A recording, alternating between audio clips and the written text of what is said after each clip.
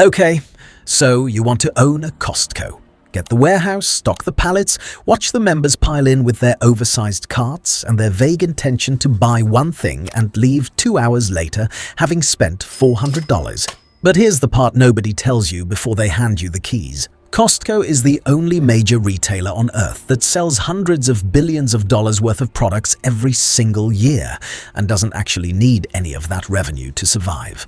By the end of this video, you'll know exactly how that's possible. How Costco actually makes money, why a store that deliberately loses tens of millions of dollars on hot dogs is one of the most consistently profitable businesses in the history of American retail, and why owning a warehouse full of cheap goods turns out to be one of the most counterintuitive business models ever invented. A business that isn't really a store. It's a subscription service with a parking lot and a food court, and the subscription is almost all of the profit. Costco doesn't franchise. That's the first thing you need to understand. Every single warehouse, all 897 of them worldwide, is owned and operated by Costco Wholesale Corporation. You cannot buy a Costco the way you buy a McDonald's or a Subway. The corporation doesn't want your money in exchange for a license. It wants your money in exchange for a membership card. That's the entire business model in one sentence. But let's pretend you could get in. What would it actually cost to open a warehouse from scratch? A standard new Costco warehouse runs $130 million to $150 million to build and open. That covers the land acquisition, the construction of a 147,000 square foot concrete box, the industrial-grade racking systems, the refrigeration infrastructure, the pharmacy and optical build-out, the gas station if you're including one, and the first wave of inventory to fill the floor. You're not looking for a strip mall, you need a very specific location, close to a major highway interchange, surrounded by at least 200,000 households within reasonable driving distance, with a median household income above $60,000, and far enough from the nearest Costco that you won't cannibalize your own members.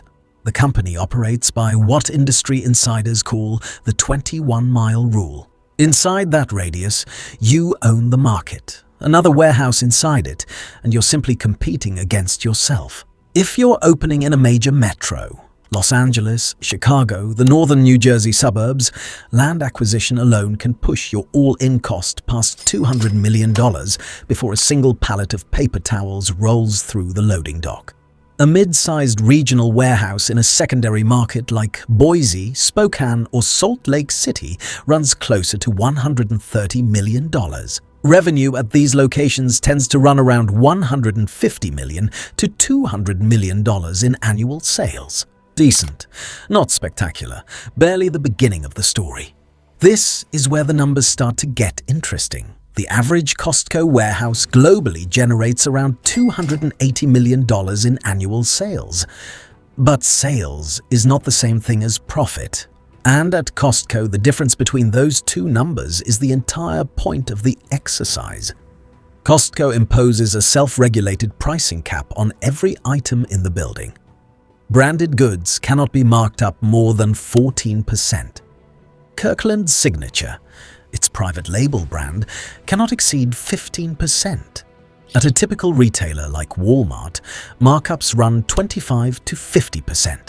At a specialty grocery store, 40 to 60%. Costco walks in the door already handicapping itself by more than half compared to every competitor it faces. This produces a gross margin of roughly 11% across the entire merchandise operation. That means, on $280 million in sales, you're generating about $31 million in gross merchandise profit. Before rent, before wages, before utilities, before every other cost of running a 147,000 square foot operation 7 days a week for 70 hours a week. A standard warehouse employs between 150 and 250 people. Costco pays a minimum hourly wage that, as of 2025, sits around $20 per hour, with average hourly compensation across the full workforce running closer to $31, roughly 4 times the federal minimum wage of $7.25. After 6 years of full-time employment, workers receive biannual bonus checks that max out at approximately $10,000 a year for long-tenured staff. Total labor cost at a mid-sized warehouse runs $12 million to $18 million annually. Add utilities for a refrigerated 147,000 square foot box running year-round. Add property taxes, insurance, and the cost of processing tens of millions of dollars in member credit card transactions every month. After all of that, merchandise alone barely breaks even, which is exactly the plan. A top-performing urban Costco, think the Burbank location in Southern California, or the flagship warehouse in Issaquah, Washington, where the company is headquartered, generates $500 million or more in annual sales. These are not stores. They are economic engines wearing warehouse disguises. Even at $500 million in merchandise revenue with an 11% margin, you're generating $55 million in merchandise gross profit before operating costs. A full-size urban location with more than 250 employees, elevated California or New York wages, and a 7-figure annual property tax bill might spend $35 million to $40 million just to keep the lights on and the staff paid. The return from merchandise alone is real, but unremarkable. What changes the mathematics entirely is the one revenue line that has nothing to do with selling anything: the membership fee. In fiscal year 2024, Costco collected $4.8 billion in membership fees globally. In fiscal 2025, that number crossed $5.2 billion. These fees drop almost entirely to the bottom line. The marginal cost of processing a membership renewal is essentially zero. No product to source, no inventory to move, no shrinkage to account for. You collect $65 from a Gold Star member or $130 from an executive member, and nearly all of it is profit. Here's the number that will rearrange your thinking. Membership fees make up less than 2% of Costco's total revenue. They contribute more than 73% of its gross profit. Costco had 76 million paid member households worldwide as of 2025. Executive members, who pay $130 annually versus the $65 standard tier, account for more than 73% of all purchases made in every warehouse globally. The higher a member's spend, the more economically rational their $130 becomes, because the executive tier also returns 2% on all qualified purchases annually. It is a loyalty program that pays for itself by making members spend more to justify the fee they already paid. The behavioral economics are almost unfair. And then there's the renewal rate. In the US and Canada, Costco's membership renewal rate sits at 93%. Worldwide, 90.5%. Those numbers aren't just good. They're categorically better than Netflix, better than most mobile phone carriers, better than gym memberships. The cautionary benchmark every subscription business references: Costco members pay for their card and then use it so aggressively that individual warehouses manage crowd control on weekends. The shrinkage rate, inventory lost to theft and damage, at a typical big box retailer runs around 1.6% of sales. At Costco, it's 0.1 to 0.2%, a tenfold difference. The membership card is doing double duty, generating nearly all of the company's profit and simultaneously functioning as the most effective anti-theft system in retail. You cannot easily steal from a store where every shopper showed photo ID at the door. Here's what the membership fee mathematics obscures. Owning one of these warehouses is an operational gauntlet that will humble you regardless of how strong the top line looks. The gas station. Most full-size Costcos include a fuel operation priced consistently below the surrounding market. The infrastructure cost is real. Underground tanks, environmental compliance, ongoing permitting, insurance. Millions in capital earning thin margins by design. Another deliberate loss leader in a business built on deliberate loss leaders: the food court. In 1984, Costco started selling a hot dog and a soda for $1.50. In 2025, Costco sold 245 million of these combos, still at $1.50. Adjusted for 4 decades of inflation, that hot dog should cost $4.50 today. Costco's co-founder, Jim Sinegal, famously told his eventual successor, Craig Jelinek, "If you raise the effing hot dog, I will kill you. Figure it out." And Jelinek did. In 2008, Costco built its own meat processing facilities to manufacture Kirkland signature hot dogs in-house, eliminating the supplier margin entirely. Analysts estimate the food court runs at a deliberate loss of $30 million to $50 million annually across the chain.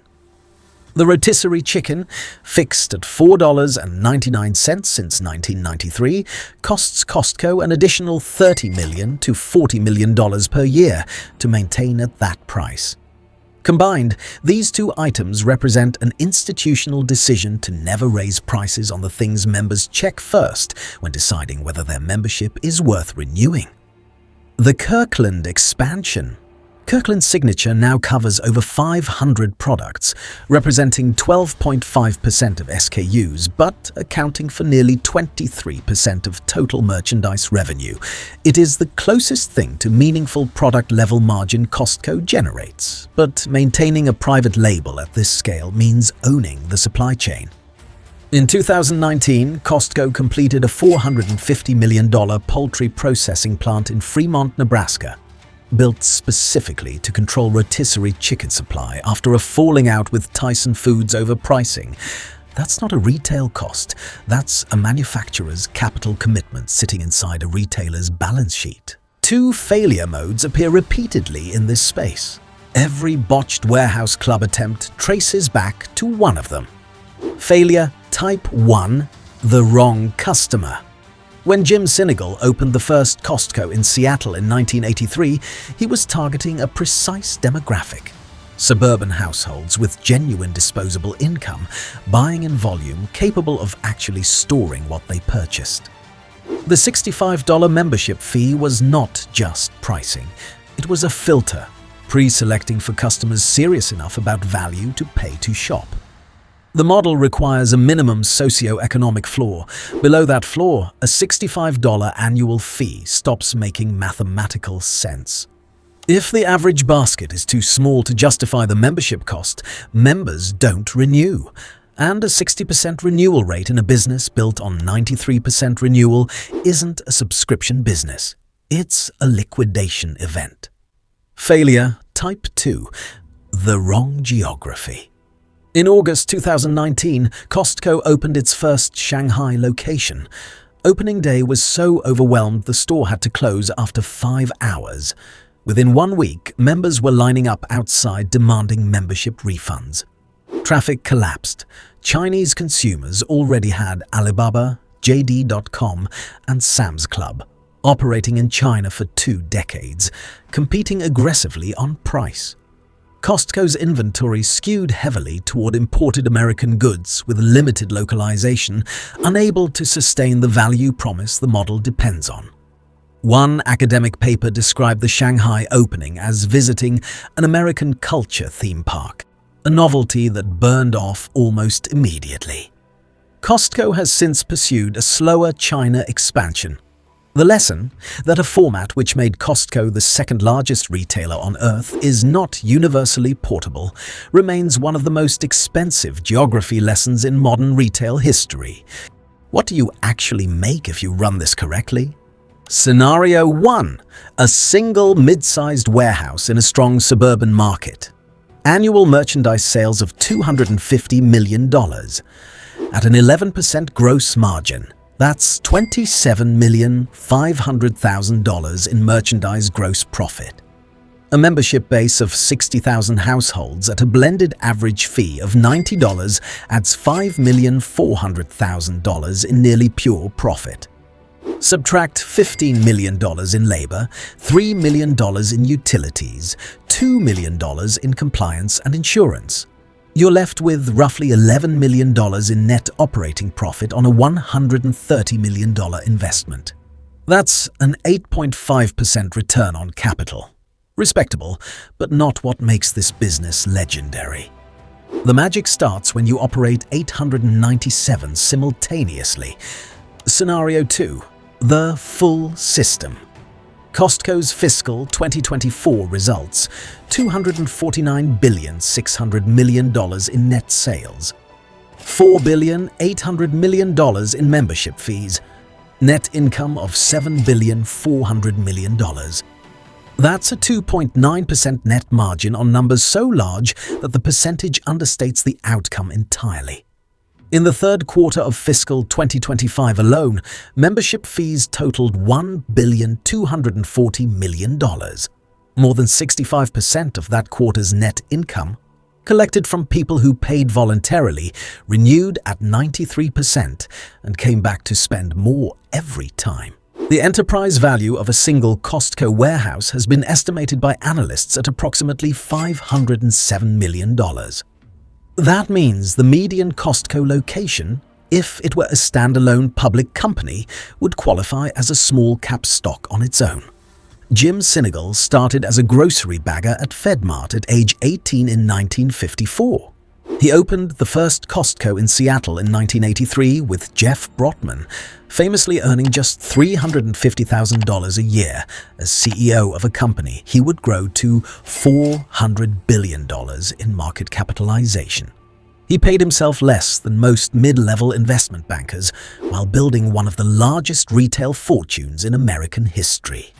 His net worth today is estimated at $1.2 billion, built almost entirely from Costco stock that appreciated roughly 19,000% between its 1985 IPO and 2020. The man who refused to raise the price of a hot dog understood something most retailers never do. The product is the excuse. The subscription is the business. The economics of owning a Costco dismantle every conventional rule of retail at once. Maximize margin, diversify products, invest in advertising, raise prices when costs rise. Costco violates every one of them, deliberately, systematically, and profitably. The model works because the membership fee is the actual business. The warehouse, the $4.99 chicken, the pallet of Kirkland olive oil stacked to the rafters, all of it exists to make 76 million households feel that paying $65 or $130 next January is the most rational financial decision they'll make all year. At a 93% renewal rate, year after year, across nearly 900 locations worldwide. The warehouse is a very large, very well-lit argument for why your annual fee was the best decision you made. So, if you ever do build one, remember the only rule that hasn't changed in 41 years. Don't raise the effing hot dog.